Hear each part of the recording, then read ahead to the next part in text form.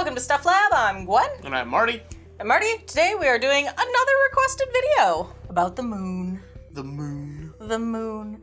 So I had a discussion on whether it should be a thing or a place. But for most people it's a thing because most people don't travel there. So I did it as a thing. Okay. If anyone's wondering why it's a thing and not a place. That was the deciding factor. Most of us don't travel there. Not saying we can't, we just don't. Let's get crackin'. Location. The moon. The moon. It's about 239,000 miles from Earth. That's just a quick ride. Yeah. So, description. It's named after the Latin word for moon, luna. It is about, at its coolest, Wild. and 250 at its hottest. Oh, geez. Yeah. Huh. Doesn't know what it wants to do. It's a Super Saiyan? Yeah. Okay.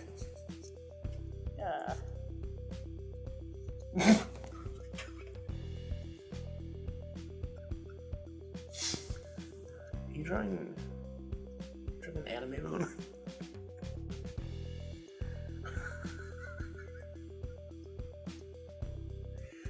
Well, hopefully you just can't use instant transmission and just hit the Earth. Ooh, unless it's like Mojiro's Mask moon. Takes How 3 do they days for it make- to get us here. How do they make the yelly mouth? Good enough. Ah! Perfect. Majin Moon. Oh my god, that'd be terrifying. Yep. Anyways, distinguishing features of the moon. The moon has geochemically distinct crust, mantle, and core. The moon has a solid iron-rich inner core, a fluid outer core, primarily of liquid iron, and a partially molten boundary layer, and the crust of a crystallized magma oceans of mostly anorthite? Anorthosite? An igneous rock mostly made of algioclase feldspar. It's chock full of allens. That's bad stuff. An inside joke between my brother and I, we made a character, there was a character in a high school video called Alan Feldspar, and he was just a chunk of feldspar. So, the moon, chock full of allen. Alright. The crystals of this are usually less dense than magma, so they float to the top and then concentrate there. So that's why the surface is this stuff. Is the moltenness. It just went straight to the top. Okay. Yeah. History! We're going back 4.5 billion years, or maybe only 100 million years. About. Only 100 million. About. Likely created after a Mars-sized body called Theia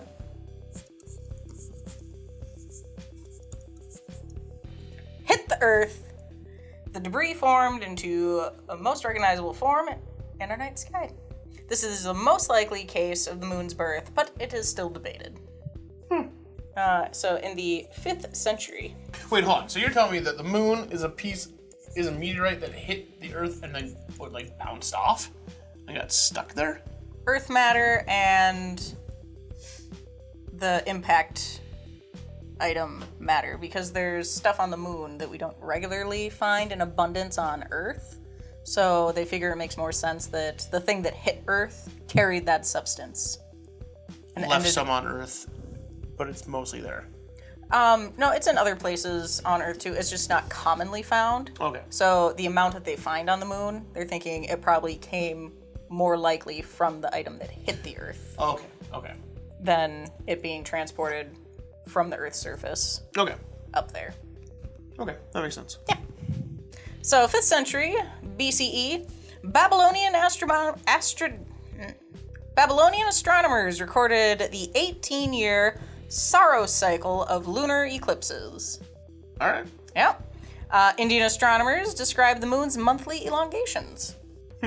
Yes. In 428 BCE, Ancient Greek philosopher Anaxagoras gave reason that the moon and sun were both giant spherical rocks, and that the moon reflected the light of the sun. The Chinese also came to this conclusion that the moon reflects the sun's light. 4th century, still BCE. Chinese astronomer Shi Shen gave instructions predicting solar and lunar eclipses. Which? No. 78 to 37 BCE. I believe that's actually the life frame of the individual, since it's a gap, unless they can't nail down exactly when they said this. Okay. Jing Fang noted the spherical nature of the moon. 2nd century, current era. Lucian of Samosata wrote A True Story, where heroes travel to the moon and meet its inhabitants. Also in 2nd century, this guy. Here, do you want to say that one? Seleucus of Seleucia? That's what we'll go with. Correctly theorized that tides were due to the attraction of the moon, and the height of tides depended on the moon's position relative to the sun. Seleucus of Seleucia. I think that's more like it. Ptolemy improved the previous values of the moon's size to 59 times Earth radius and a diameter of 0.292 Earth diameters. The current calculations, so today's calculations, so his were 59 and 0.292. Today's calculations are 60 and 0.273. So he was pretty dang close. Yeah. For not having, Yeah. spaceships. For this time frame, wizard. Absolute wizard. Good job, Ptolemy. In 499 current era, Indian astronomer. You're having a rough time. You're having a rough time with that. Yeah. I can't. Astronomer. Can't even. Rabata? We'll go with that. Mentioned that reflected sunlight causes the moon to shine. It doesn't shine for no reason. It shines because it's bouncing light off of it. But didn't the Chinese guy, in the 4th century figure that out? Yeah, but do you think a bunch of people believed him? Okay. Pile witchcraft. Probably. 965 to 1039. Arab astronomer and physicist Alhazen found that sunlight was not reflected like a mirror, but that light was emitted from every part of the moon's sunlit surface in all directions.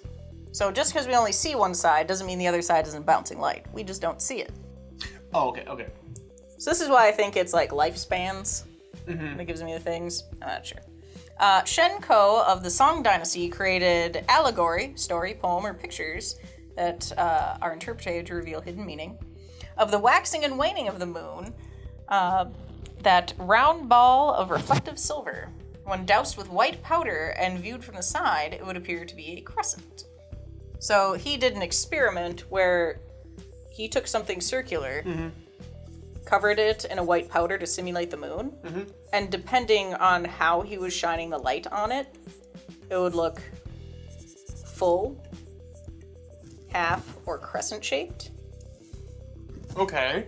So he was just working through the moon phases and the moon's relative position to where it's getting its light from. Okay.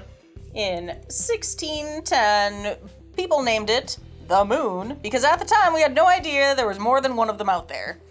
I suppose I should clarify. Until 1610, we did not know there were other moons out there. That's when Galileo Galilei found a moon orbiting Jupiter. Okay. So they just called it the moon because they didn't know we had more moons out there. It's always bothered me that we call the moon because all the other planets and everything, and even I'm a Star Trek nerd, all those guys have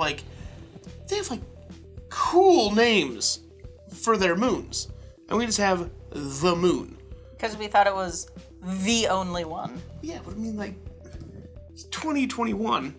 We couldn't come up with something better than the moon in that amount of time, like Titan or. There's already one named Titan. Yeah, but we could have named it Titan first. Okay, so going back to 5th century before current era, people were calling it the moon. That's just what it was. There's that thing, it's here every night, and it's sometimes there in the daytime. Yeah, you can't see other ones. Why would you name it something crazy if you didn't see other ones? You'd just be like, that's what it is. It's a moon.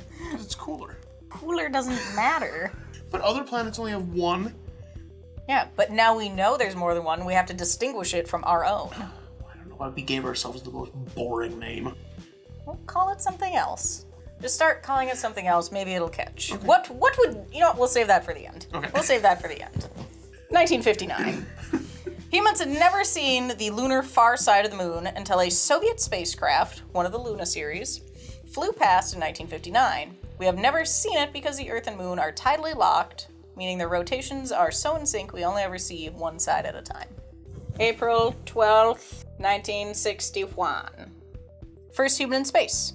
Soviet. Yuri Gagarin. Gagarin? Astronomer.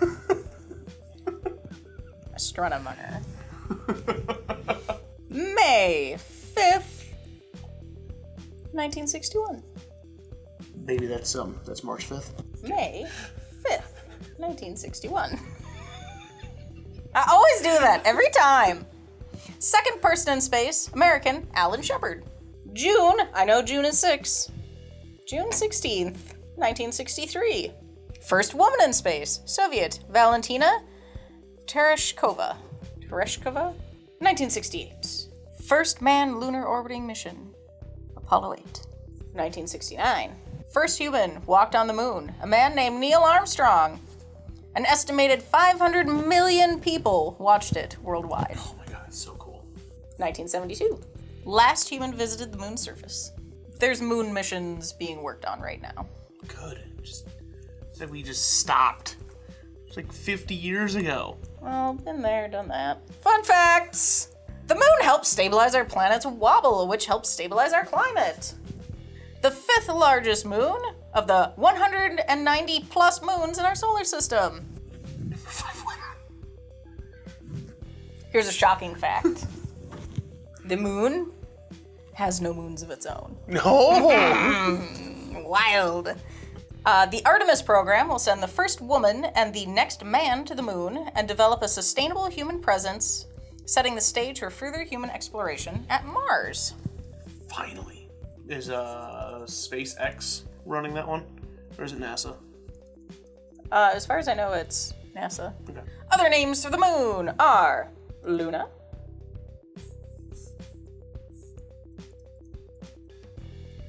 Selene. Oh, I thought you were like spelling out another name. No, that's a name tag. Okay. Like, hello. Who goes to the moon? Hello. It's a name tag. Hello is up there again. I'm just imagining the moon going up. Hello. Does everyone not imagine the moon going hello really nicely when it comes up? I do. He's such a nice guy. Oh my god. Well, he didn't look very happy the first time. Real angry. Should he have a party hat on? Jesus. I liked it better without that one. Yeah, very happy moon. Hello. It'll just have a dangly string right there. Okay. He's got too much chin. So other names for the moon are Luna and Selene. That is the Greek goddess of the moon. Greek word for moon. Used to describe the moon as a world rather than an object in the sky, which is very rare. And Cynthia! Cynthia. A poetic name that personifies the moon as a goddess. Cynthia? Cynthia. Gravity is 1/6 of Earth's. And now we're gonna have a fun time. Fun time here. Okay. Say goodbye to cute moon. Names for what we call astronauts. Okay. So English, what do we call astronauts? Astronauts? Yeah. Astronaut. It's like octonaut, but... Yeah. Translated as star sailor in Greek. Soviet Union. Oh, they get the cool one. Cosmonaut. It is. I've always loved that name. It is cosmonaut. Preferred on the grounds that flights would occur in and to the broader cosmos. How about Russia? Are they also cosmonauts? They are also cosmonauts. They decided to use their Soviet predecessor and it is also translated into universe sailor. We have China. So there's 2 options in China. Okay. I do not know them. So one is for astronauts in general, and one is for specifically Chinese people as astronauts. Okay. So that is for astronauts and cosmonauts in general. How do you pronounce that? I don't know. It means space universe navigating personnel. Very to the point. Yes. For Chinese explorers, meaning navigating outer space personnel.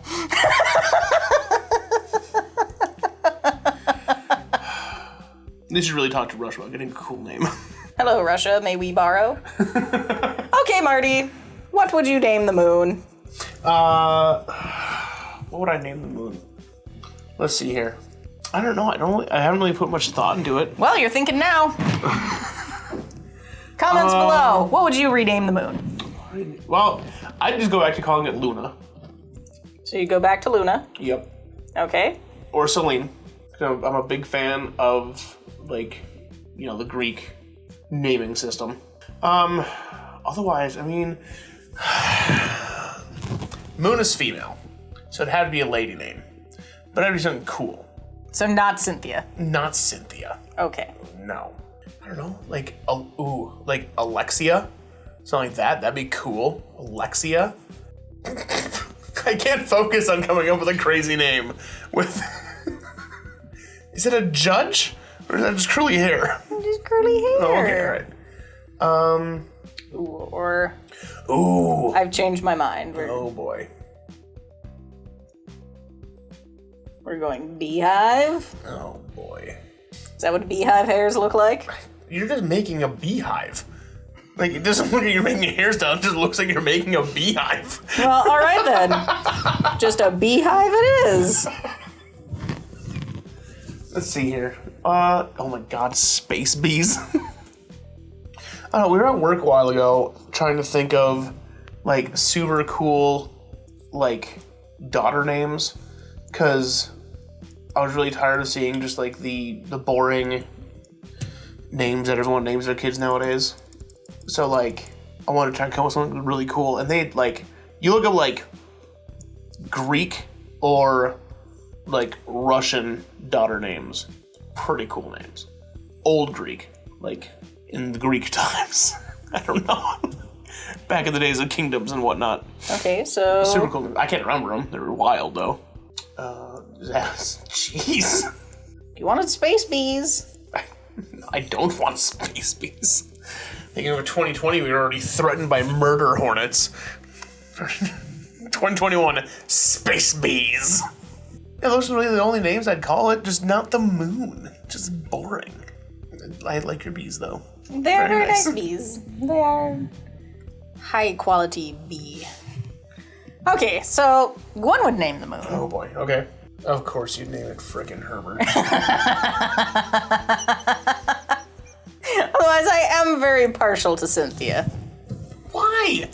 It's not... Because it's ridiculous! No, it needs to be something that commands respect. Commands power. Cynthia is a beaten up raggy doll that Angelica would play with. Okay, well then... Duke Nukem for the moon. Why don't you call it Doom Guy? There's the Doom Guy. It's the best name I've seen so far. Okay, so... I helped a guy today. So Doom Guy's got a chest plate. With a beehive haircut? Yep. Okay. He's got, shoulder pads. So I had a guy at work today. Mm-hmm.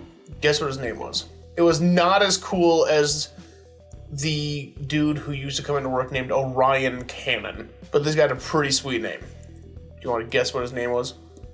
That's not as cool as Orion Cannon. Baxter. No. It was another ridiculous name. But I'm a big fan of it.